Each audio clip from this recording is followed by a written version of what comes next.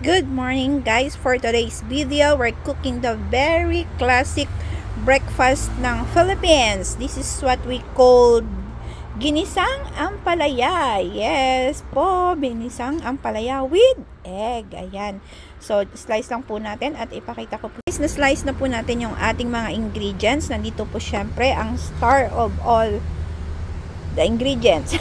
The ampalaya. Tapos, bakit? Meron akong 4 na itlog. Dalawa po yan sila. Ito yung kanilang shells. Kasi, papakita ko sa inyo later. Alright? Tapos, ito na yung ating panggisa. At very simple lang yan.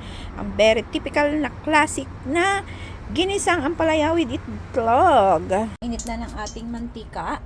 At ilagay na po natin yung ating 2 beaten egg with seasonings and black pepper. Ayan yung ating starting point.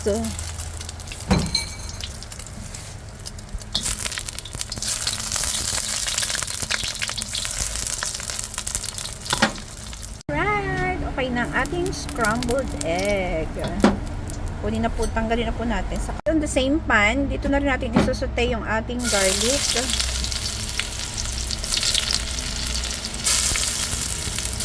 Sunod na natin ang ating sibuyas. Ayan.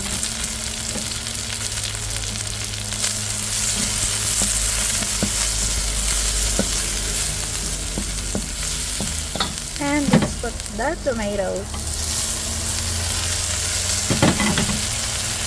Sobrang konti lang niya kasi ang liit din naman ng ating ampalaya. Sana nga hindi siya ganun kapait. Parang bata lang, diba? Itay lang natin siya na ganyan.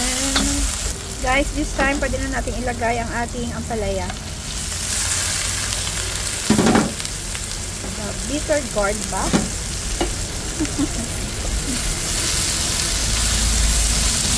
Ituloy na natin siya. You can also add dried fish if you have, but suddenly wala tayong stock ngayon. Naubos na yung ating sipon na tuyo. So, okay lang yung ganyan. This is a very simple one. And nilagay na po tayo ng ating seasoning and the black pepper. Pagpasensya nyo po may nag-aandi sa kalsada. May nag-aandag na, nagbo-blower ng mga dahon. Ay na all, may nagbo-blower ng dahon sa kalsada every morning. Yan, lutuin lang po natin siya until na hindi naman siya masyadong overcook kasi masarap din yung medyo crispy, diba? Guys, ayan, sobrang I think okay na to. Pwede na natin ilagay yung ating egg.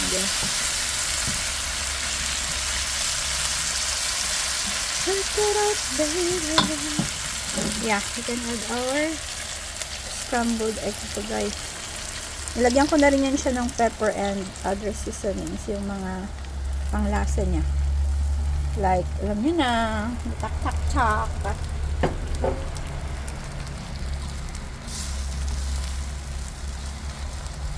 So, yan. Ito na siya.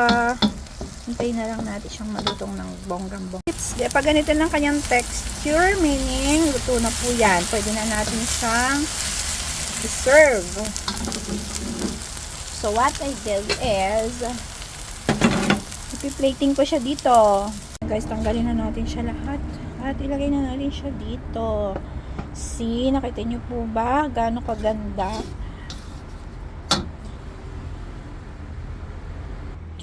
And, tara! Yan na po ang ating classic ginisang ampalaya with egg. Happy breakfast, everyone!